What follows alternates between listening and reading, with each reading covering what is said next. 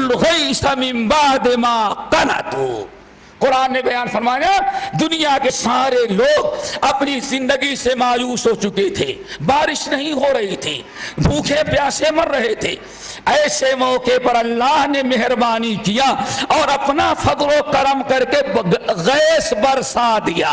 تو جان بچانے کے لیے بالکل خطرناک موقع پر اللہ کی رحمت جو جوش میں آتی ہے اور پھر اللہ تعالی بارش جو برسا دیتا ہے، مایوسی سے جان آ جاتی ہے قوم میں، لوگوں کو امیدیں، زندگی کی امیدیں بن جاتی ہیں۔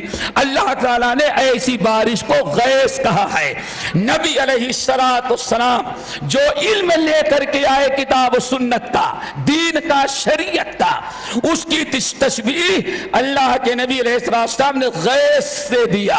جس طرح سے بارش نہ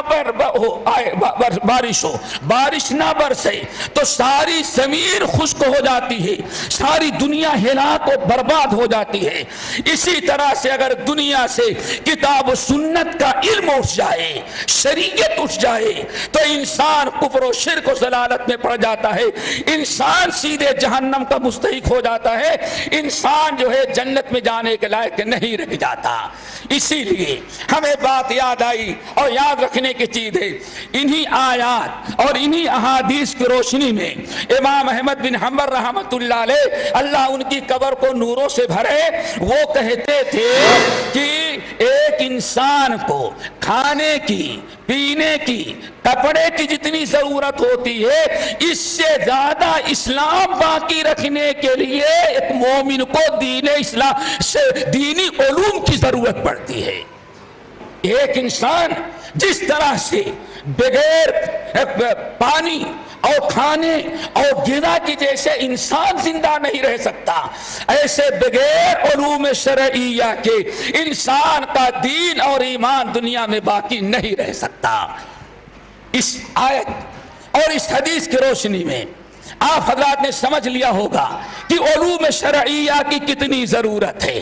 اور ایک بات اور بتائیں، اگر تاریخ اٹھا کے دیکھیں گے، اس دنیا میں کفر و شرک، بدعات اور ضلالت اور گمراہی اسی وقت گڑائیاں لی ہیں اور دنیا میں عام ہوئی ہیں جب ان دنیا سے علوم شرعیہ اٹھ گیا اور لوگوں نے دین کا سیکھنا سکھانا ختم کر دیا، اسی وقت یہ دنیا تباہ اور برباد ہوئی ہے اور کفر و شرک کے ضلالت میں ڈوب گئی ہے۔ بلکہ یاد رکھو، یہ اگر آپ لوگ سننا چاہیں اور سننا چاہتے ہوں گے، اور بتا دینا بہتر ہے کہ اگر علوم شرعیہ ہمارے پاس نہ ہو تو نہ ہم اپنی ذمہ داری ادا کر سکتے ہیں، نہ آپ اپنی ذمہ داری ادا کر سکتے ہیں۔ ایک انسان پر اللہ کے حقوق ہیں، اس پر ماں باپ کے حقوق ہیں، اس پر اولاد کے حقوق ہیں، اس پر پڑوسی کے حقوق ہیں، دوست و احباب کے حقوق ہیں۔ ان حقوق کا پہچاننا علم کا محتاج ہے۔ جب تک انسان کے پاس کتاب او علم نہ ہو جو اللہ نے اپنے نبی کے ذریعے بھیجا، جس کو ہم کتاب و سنت کا علم کہہ رہے ہیں، جب تک وہ علم نہ ہو آدمی کبھی بھی کسی کا حق نہیں پہچان سکتا۔ نبی صحیح بخاری اور مسلم کا واقعہ ہے، آپ لوگوں نے بارہا سنا بھی ہو شاید۔ نبی علیہ السلام نے ارشاد فرمایا، پرانی امتوں میں یعنی نبی علیہ السلام سے دنیا میں آنے سے قبل ایک تاجر تھا، بزنس مین، بڑی تجارت کیا، جہاں تجارت کرتا نقصان اٹھاتا، جہاں ہاتھ ڈالا خسارہ ہوا۔ اب جیسے عام لوگوں کو کا ایک دستور ہے کہ مولوی کے پاس تو کبھی نہیں جاتے ہیں، جب کہیں کوئی پریشانی ہوتی ہے تو تعویذ کے لیے، دعا کے لیے پھر مولوی بڑا یاد آ جاتا ہے ان کو، اس وقت مولوی کے پاس بھاگتے نظر آتے ہیں۔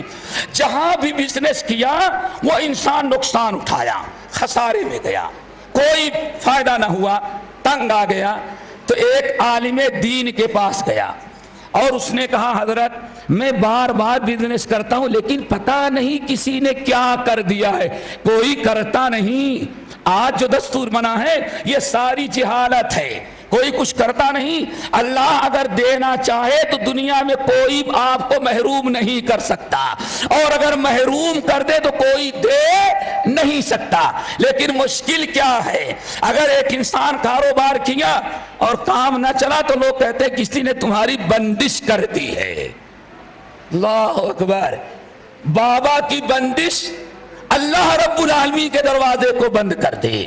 یہ سب بیکار فضول کی باتیں ہیں۔